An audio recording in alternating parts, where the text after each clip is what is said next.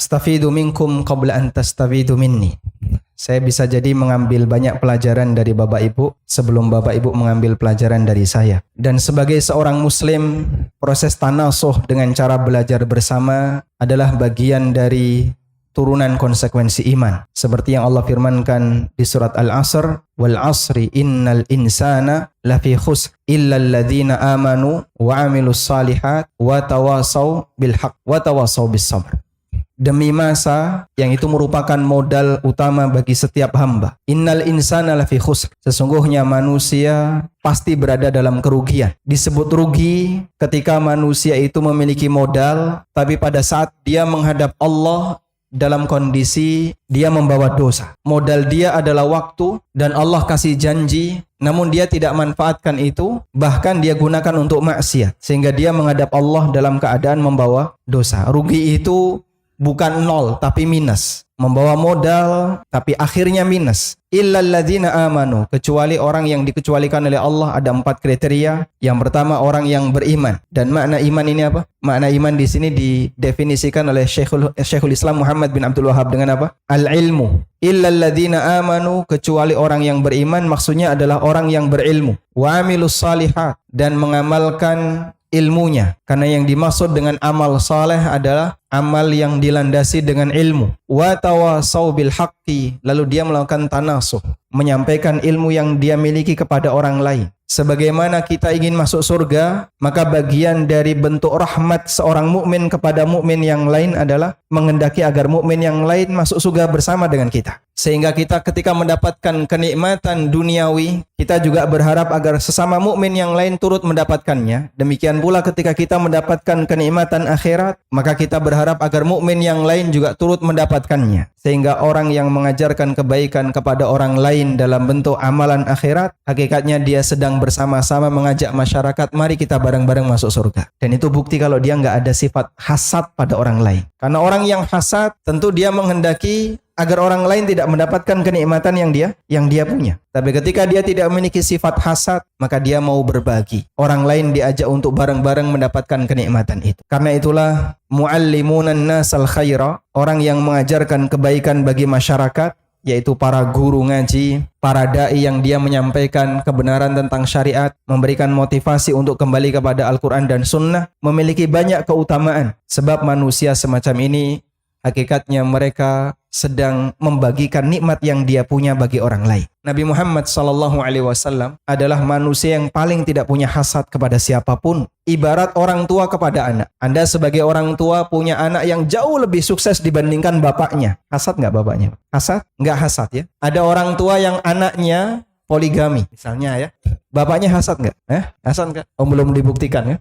Baik. Sehingga ketika anak dia mendapatkan kenikmatan yang jauh lebih gede dibandingkan dirinya, nggak ada orang tua yang merasa hasad. Karena kenikmatan bagi anaknya adalah kebahagiaan bagi dirinya, bagi orang tuanya. Rasulullah SAW ketika melihat umatnya dalam kondisi baik, beliau sangat bahagia. Meskipun secara nikmat duniawi beliau lebih jauh di bawah kenikmatan yang dimiliki oleh umatnya. Sahabat yang lebih kaya dari Nabi SAW ada nggak Pak? Secara materi? Banyak. Dan Rasulullah SAW nggak punya hasad. Loh, saya pemimpin kok kamu lebih kaya daripada saya? Itu kalau perhitungan pemimpin di tempat kita. Tapi Rasulullah SAW sekalipun beliau pemimpin, kepala negara, dan banyak bawahan beliau para sahabat yang secara materi jauh lebih kaya dari beliau, Nabi SAW nggak punya perasaan hasad. Bahkan sampai pun kepada orang kafir. Makanya ketika Rasulullah SAW sedang mengilak istrinya. Ilak itu apa? Bersumpah untuk tidak menyentuh istri. Ketika beliau sedang mengilak seluruh istrinya, bersumpah untuk tidak menyentuh seluruh istrinya, beliau tinggal di sebuah gubuk milik salah satu orang Ansar. Bukan milik beliau. Karena seluruh rumah beliau ada istri. Sehingga beliau tidak punya tempat yang di situ kosong dari istri. Maka beliau pinjam sebuah gubuk milik orang Ansar. Di situ beliau tidur selama 1 bulan. Dan beliau mengilah istrinya dalam waktu 29 hari. Karena 1 bulan beliau bersumpah.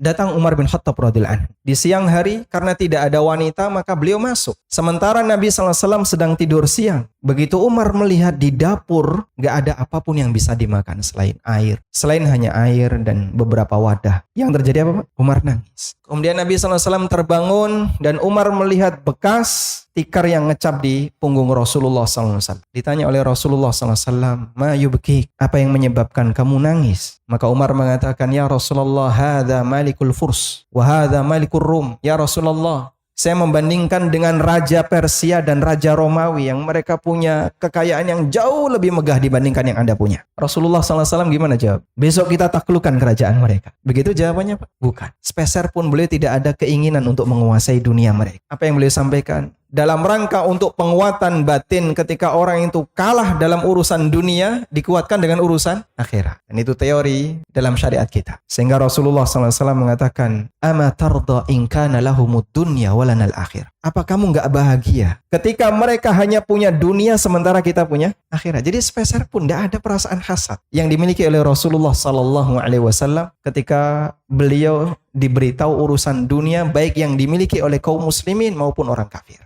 Karena semua manusia ibarat hubungannya dengan Nabi SAW seperti bapak dengan anak. Dan Rasulullah SAW bahagia ketika kita bahagia. Terutama ketika kita mendapatkan kebahagiaan di akhirat. Kadang ada sebagian di antara kita yang punya ilmu tentang masalah agama tapi kita pelit berbagi. Sama temannya, ketika temannya tidak tahu, kita nggak memberitahu. Anda misalnya mengikuti sebuah daurah lalu dapat sebuah kaedah penting dalam masalah syariah yang Anda dapatkan dari seorang ustadz. Ketemu temannya yang nggak ngerti itu, Anda nggak berbagi. Pelit ini sayang kalau dibagikan. Dia kan nggak datang ke daerah. Padahal saya sudah jauh naik motor ya, sambil bareng dengan teman-teman biker sunnah misalnya atau muslim bikers.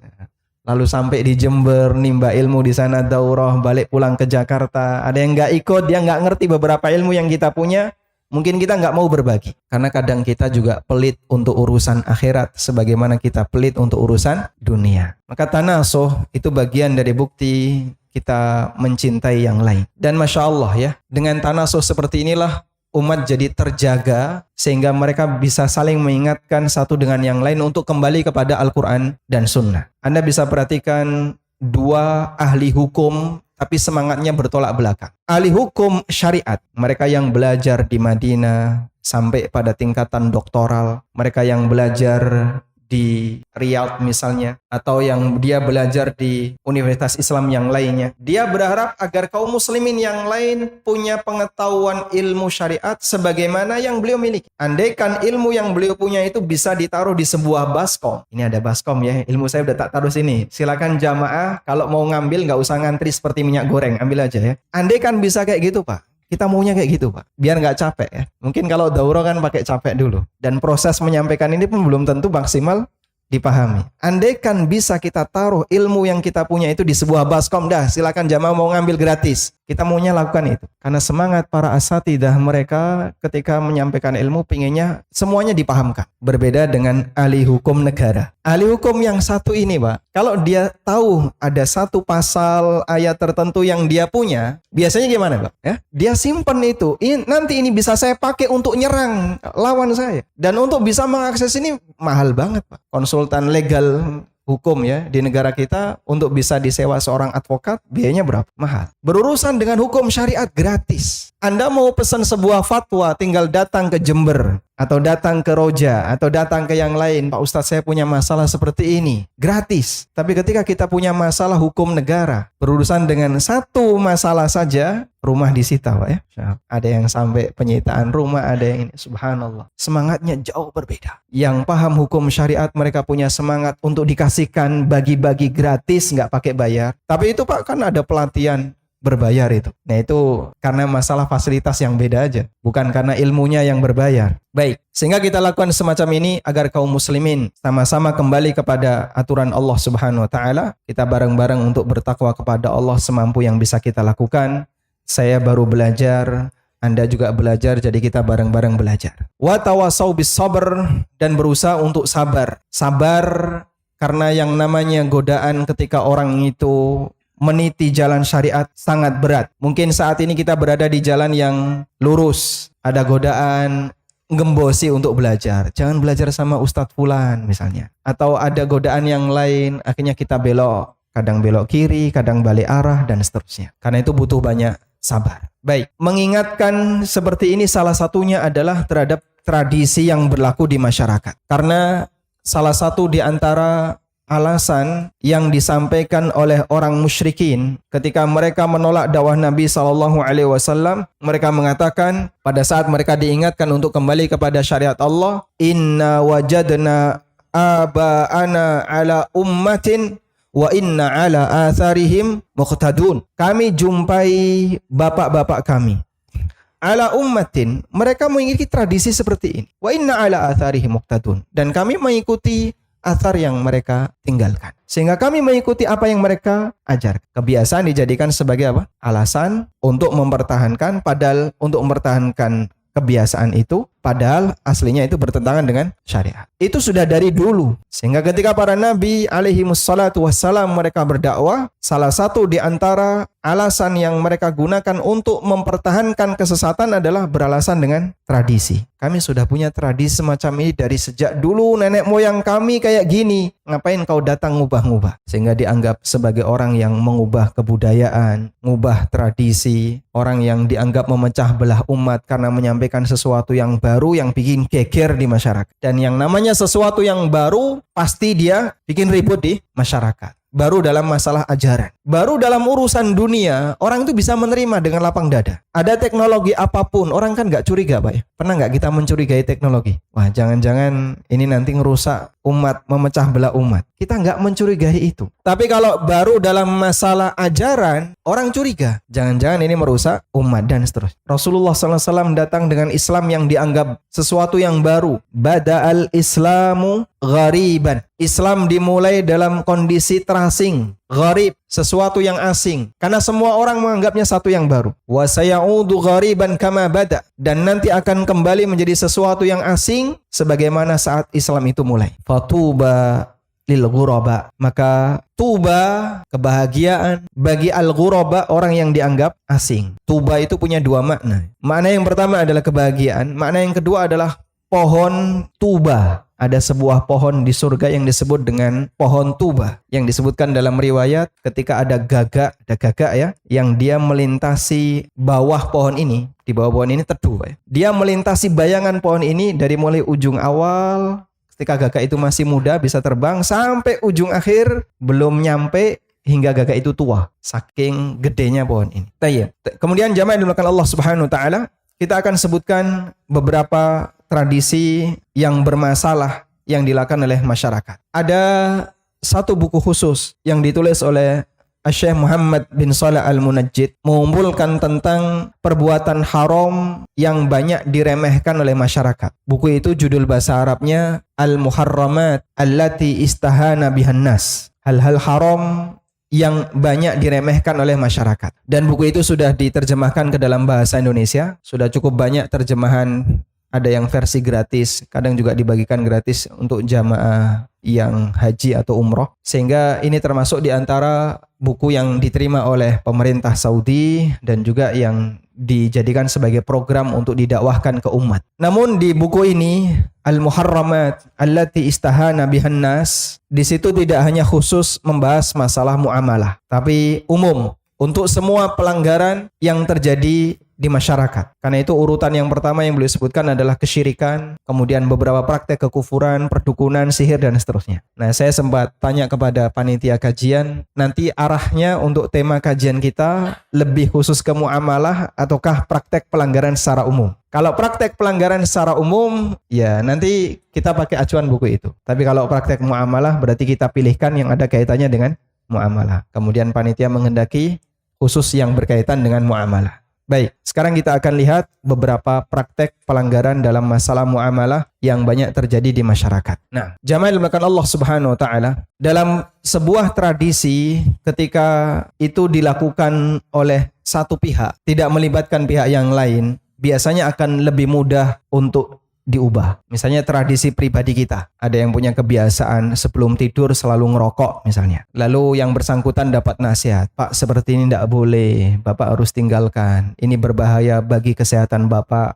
dan Allah mengharamkan kita untuk melakukan tindakan yang membahayakan diri kita. Baik, lalu orang itu bertobat. Ada nggak pertimbangan? Nanti kalau saya bertobat mas, kemudian saya tinggalkan rokok, tutup itu pabrik rokok. Masya Allah, Bapak memang rokok sehari berapa? Kok sampai bisa nutup pabrik gara-gara tobat dari rokok? Dia ketika tobat dari seperti ini melibatkan yang lain enggak? Tidak, enggak melibatkan yang lain. Karena itu urusan pribadi dia. Sebuah tradisi yang mungkin sudah menjadi kebiasaan dia sejak masih muda sampai beliau tua masih suka dengan rokok. Begitu dia berubah tidak ada keterlibatan dengan yang lain. Tapi ketika tradisi itu berkaitan dengan interaksi yang lain, ketika itu diubah lebih sulit untuk dilakukan. Sehingga satu berubah, pasangannya belum berubah. Susah, Pak. Makanya dakwah di sini sifatnya harus menyeluruh, tidak bisa sebagian, sebab perubahan sebagian belum bisa menghilangkan semuanya. Meskipun upaya yang bisa kita lakukan adalah mempengaruhi siapapun yang bisa kita jangkau. Tayyib. Nah, untuk bagian yang pertama ada beberapa praktek yang dilakukan oleh masyarakat meskipun sudah jadi kebiasaan. Terutama yang paling banyak kita jumpai adalah transaksi riba. Alhamdulillah di majelis ini sudah pernah membahas tentang bedah buku Ada Apa Dengan Riba, dan saya tidak mengulang ini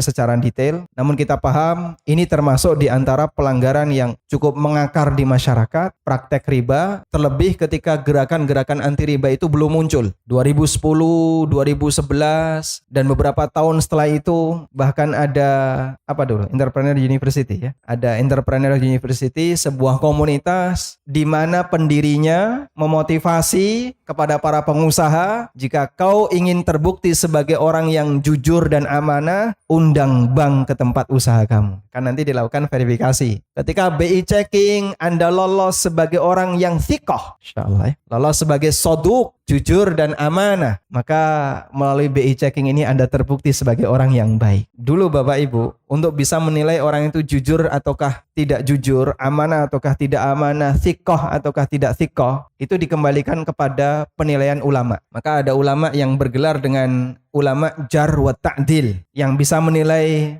fulan ini thiqah, hadisnya diterima, fulan soduk, hadisnya bisa dijadikan diterima, nanti statusnya hasan. Fulan ini diterima asal ada tabi, ada riwayat yang lain yang mengiringinya. Itu ulama yang menilai. Belakangan bank yang menilai ya. Masya Allah. Untuk bisa menilai apakah orang ini thiqah atau tidak, pakai apa Pak? BI checking.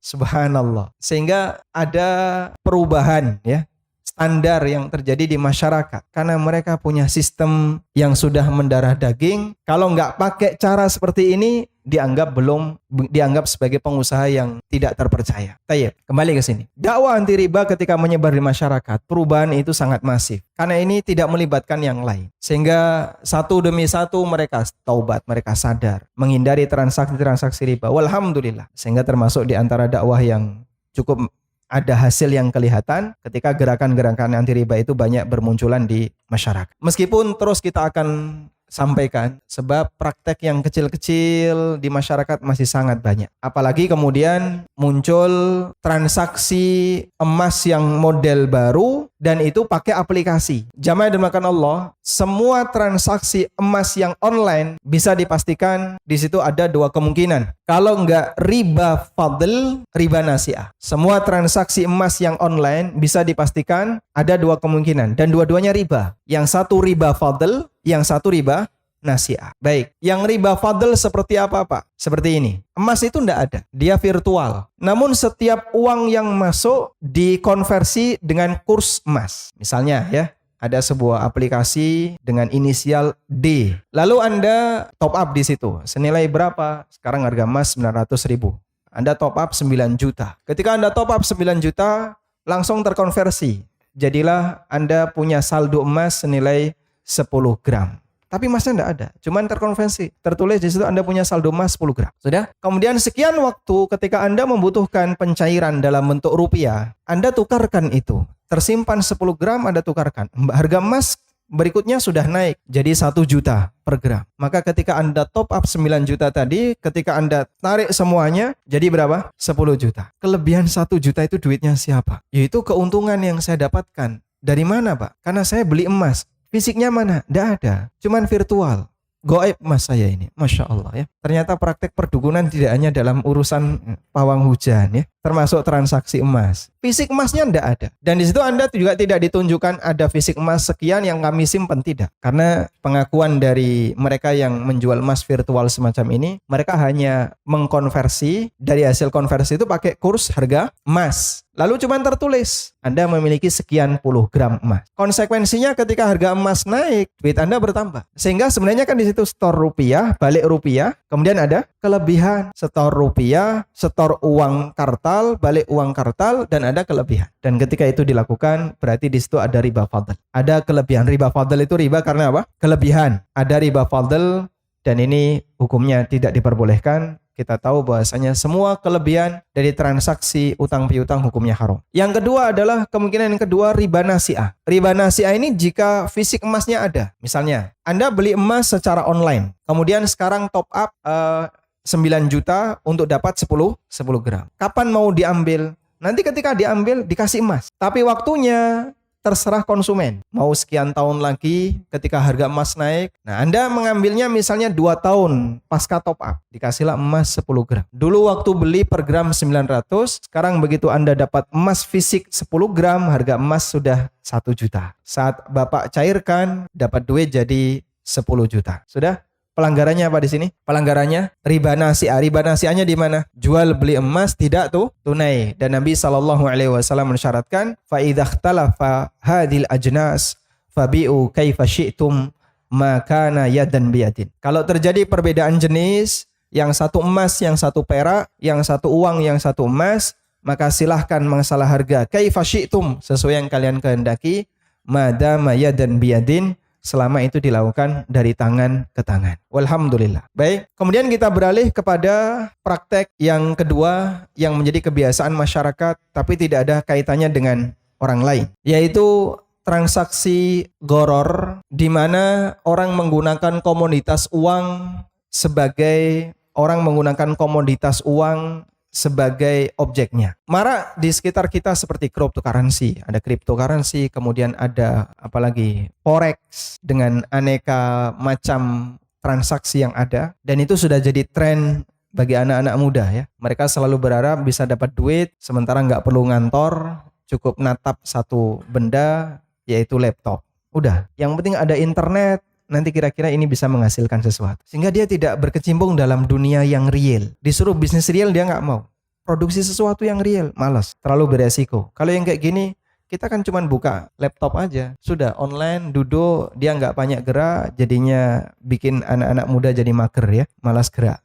Nah, sebenarnya ada apa di sana? Bapak Ibu yang dimuliakan Allah Subhanahu wa taala, ada 2 pernyataan ulama yang menegaskan bahwa mata uang itu tidak boleh dijadikan sebagai objek transaksi. Mata uang tidak boleh dijadikan sebagai objek transaksi. Yang pertama adalah keterangan dari Ibnu Qayyim. Beliau rahimahullah pernah mengatakan bahwa dinar, coba sekarang saya bacakan, dinar dan dirham itu tidak boleh dijadikan sebagai objek dagangan. Ibnu Qayyim rahimahullahu taala pernah mengatakan, balil wajib an takuna nuqud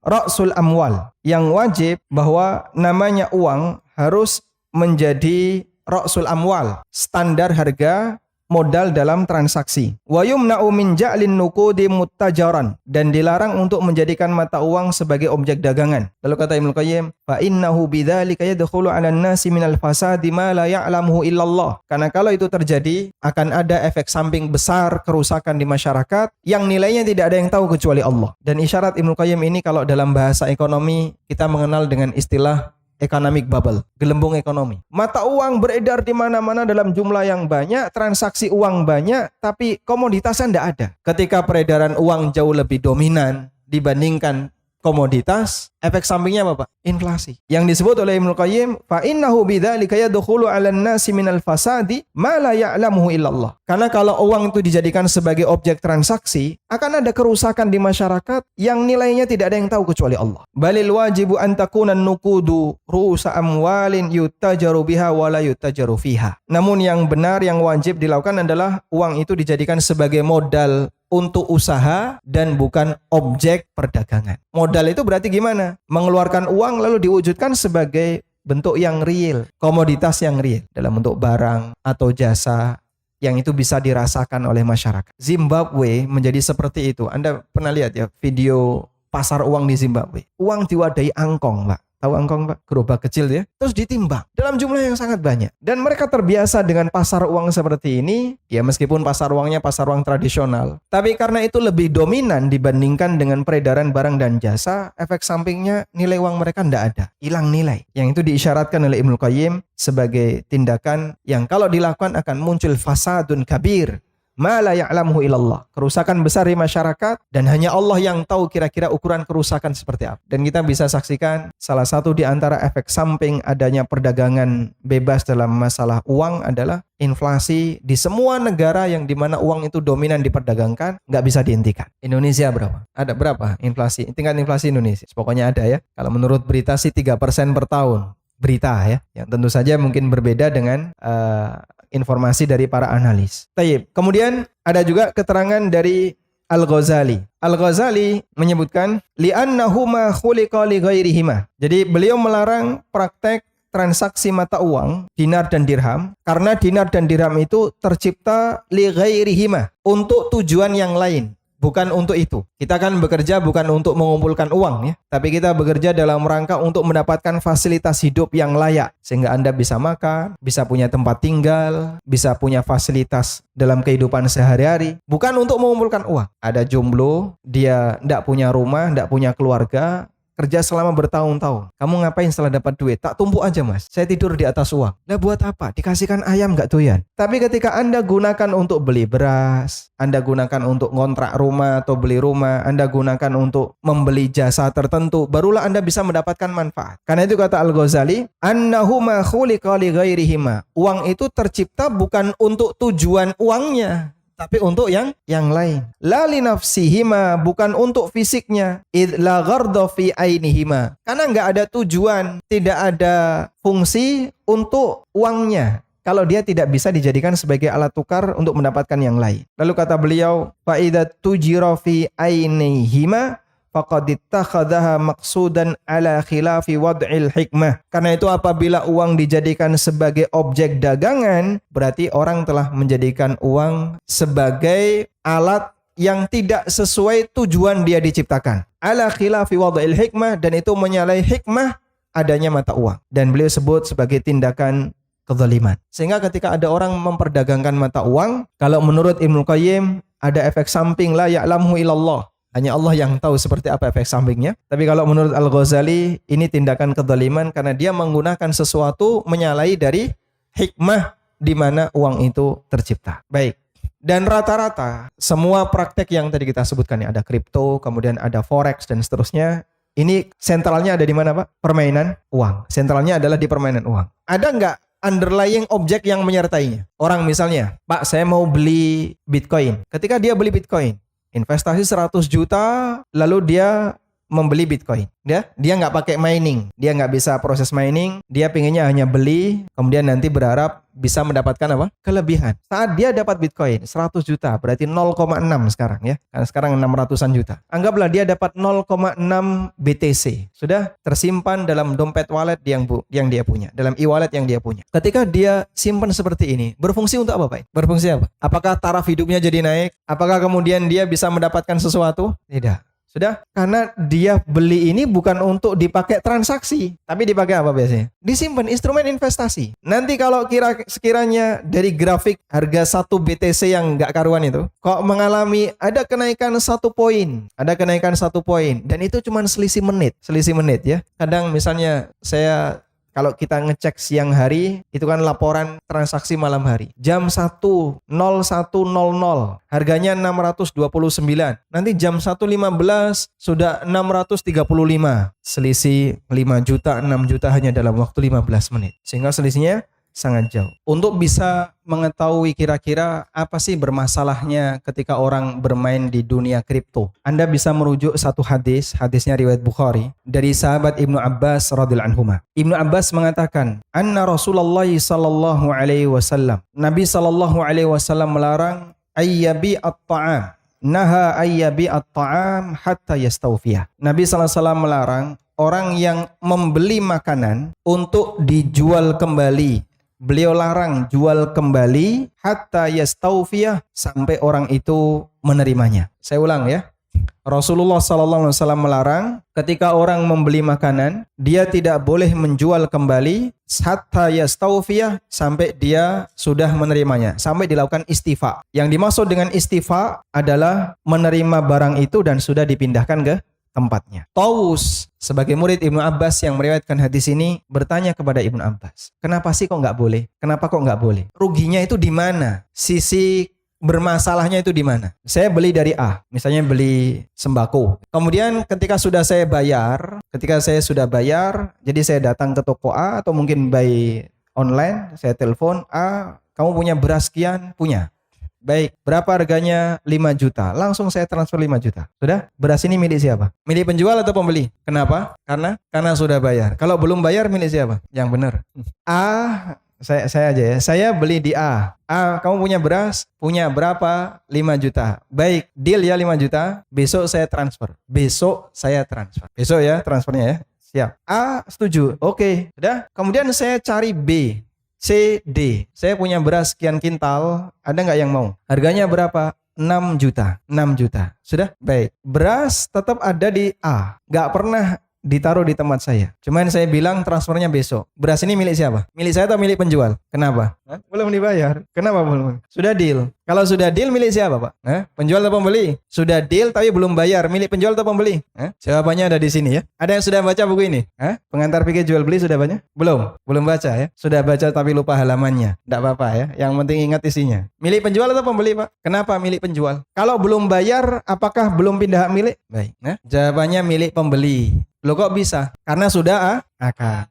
Kalau sudah akad, maka pindah hak milik meskipun belum bayar. Kok bisa, Pak? Karena bukan syarat perpindahan kepemilikan itu setelah pembayaran. Pembayaran itu serah terima alat tukarnya dan objeknya bisa menyusul serah terimanya. Sehingga akad dengan takobut ini dua hal yang berbeda. Kita belum pernah ya bedah buku seperti ini. Belum ya. Yang riba yang sudah ya. Nah, tayyib. Mungkin nanti bisa dipelajari sendiri ya. Gak perlu nunggu saya datang kan. Nah, jadi orang bisa mendapatkan sesuatu hanya dengan akad.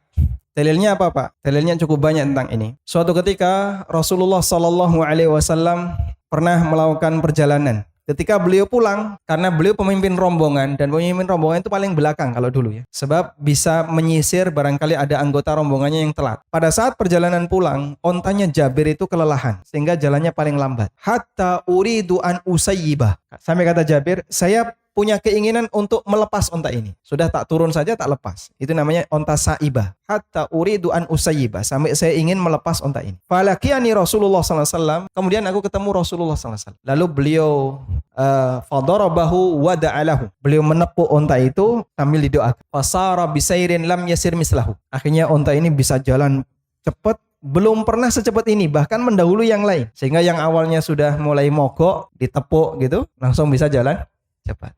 Ini bisa dipraktikkan ya. Motor mogok itu ditepuk, fasara bisainin lam yasir mislah. Tayyib. Lalu Nabi SAW meminta kepada Jabir, bi'nihi biwukiyah. Jual ontamu dengan harga 1 ukiyah. Jabir enggak mau lah. Kemudian Nabi SAW tetap meminta, bi'nihi biwukiyah. Jual dengan harga 1 ukiyah. Fabi'tuhu wastathnaitu humlanahu ila ahli. Aku pun menjualnya kepada Nabi SAW dengan harga 1 ukiyah. 1 ukiyah itu sama dengan 4 dinar. Itu harga onta di masa silam. Anda bisa konversi ya. Kalau pakai rupiah berapa? 1 ukiyah sama dengan 4 dinar. Nah, setelah sampai di Madinah, onta itu kan masih di bawah Jabir ya. Setelah sampai di Madinah, onta diantarkan kepada Rasulullah SAW. Kemudian Nabi SAW wa naqadani thamanah, dan beliau membayar harga dari onta itu 1 ukiyah. Ini dalil bahasanya sudah terjadi perpindahan hak milik sejak kapan? Sejak akad. Apa buktinya? Jabir minta izin kepada Nabi SAW untuk memakainya ketika beliau di perjalanan. Andai kan itu masih milik Jabir, kan tidak perlu minta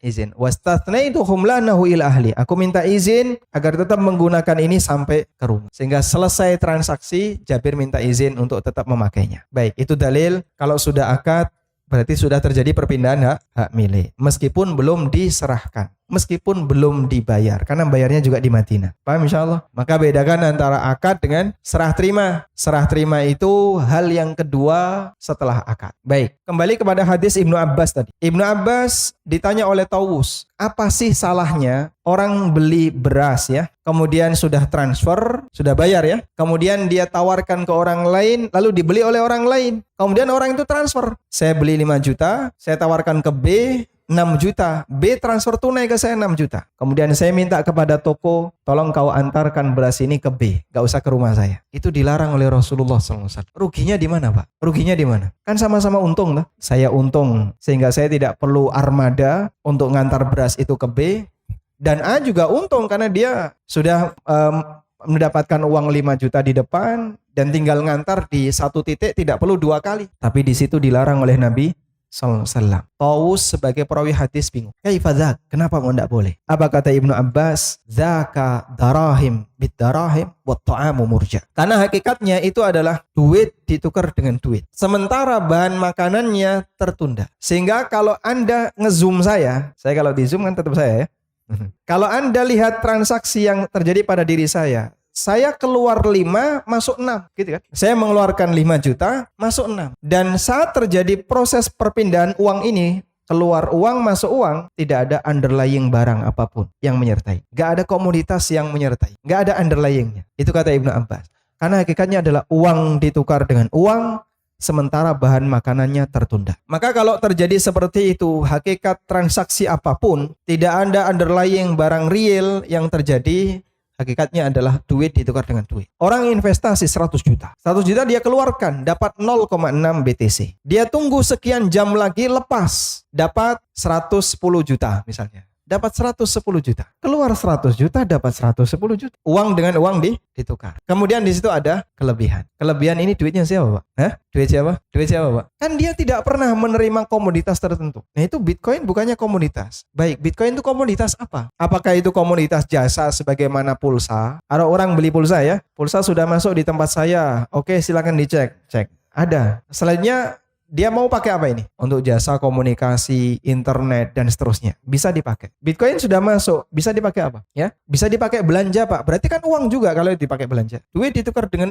duit. Kemudian dia mendapatkan keuntungan. Meskipun para pemain kripto itu sepakat bahwa kripto itu bukan uang. Bukan sepakat ya. Mereka sudah mau mengakui kalau ini bukan uang. Sebab salah satu di antara syarat uang, dia harus stabil. Syarat uang itu harus stabil. Tapi fluktuasinya nggak karuan. Fluktuasi kayak gini kalau mau dijadikan sebagai uang nggak bisa. Syekh Abdullah bin Mani, salah satu anggota Hay'ah Kibar Ulama, beliau menyebutkan untuk bisa disebut uang syaratnya ada 3. Secara syar'i untuk bisa disebut uang syaratnya ada 3. Yang pertama, dia bisa menjadi mi'yarus tsaman, standar harga. Dan yang namanya standar harga, dia harus stabil. Kaidah ini disampaikan oleh Syekhul Islam. Uang tidak boleh sesuatu yang sangat fluktuatif, tidak boleh. Harus stabil. Relatif sama. 10.000 sekarang dengan 10.000 kemarin sama atau beda, Pak? Sama ya. Ya kita tidak bicara tahunan. Kita bicara relatif sama, berarti kurang lebih di angka waktu yang berdekatan. 10.000 hari ini, Jumat tanggal sekian.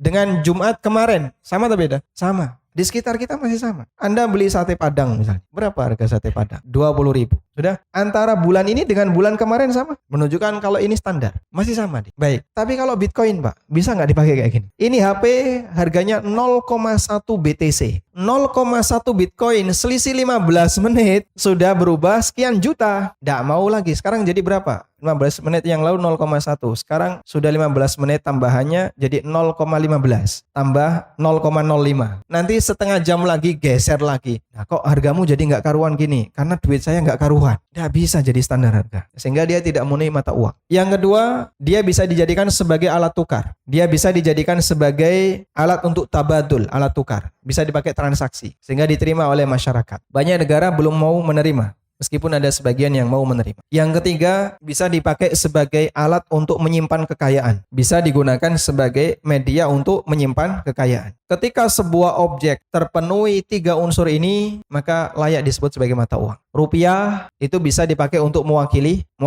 kekayaan ya. Bapak tabungannya berapa? Sekian juta.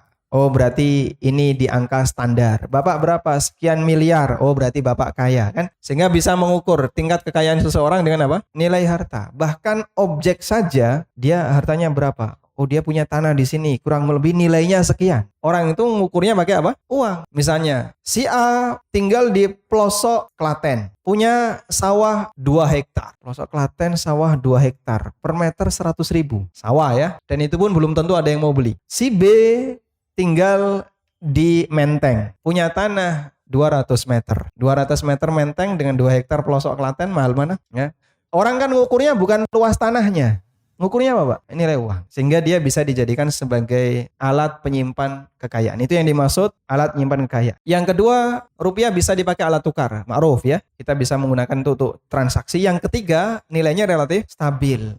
Ada yang protes, oh enggak, rupiah itu fluktuatif. Coba sekarang Anda bandingin. Kita bicara real. Anda beli cilok sekarang 5.000, bulan kemarin 5.000 dapat sama. Nggak kurang satu pun bola ciloknya. Loh kok sama? Oh, karena dia punya kestabilan. Kecuali minyak goreng ya. Ini pengecualian, nggak kita bahas ya. Baik. Nah, pada saat kondisi stabil, normal, mata uang itu nilainya kurang lebih normal. Memang kadang ada fluktuatif. Fluktuatif itu kan karena masalah demand and supply ya. Atau masalah permainan pasar. Di titik pasar tertentu ada objek yang dia sangat fluktuatif. Seperti Lombok misalnya. Itu masalah permainan. Tapi secara umum untuk komoditas yang lain relatif sama. Baik. Karena itulah di posisi ini mereka tidak mengakui kripto yang sifatnya sedemikian rupa sebagai mata uang. Sebab tidak memenuhi ketiganya. Bukan alat tukar yang bisa diterima masyarakat, kemudian nilainya nggak karuan, dan mungkin tinggal satu saja bisa dipakai untuk menyimpan kekayaan. Meskipun orang yang nyimpan kekayaan dalam bentuk kripto selalu deg-degan, yakin itu. Dan setiap hari dia hanya update terus kan gitu. Sehingga tiap hari nggak bukannya membaca Quran tapi membaca fluktuasi harga. Subhanallah. Gimana orang kaya tapi terlalu nggak tenang, selalu deg-degan karena sangat beresiko.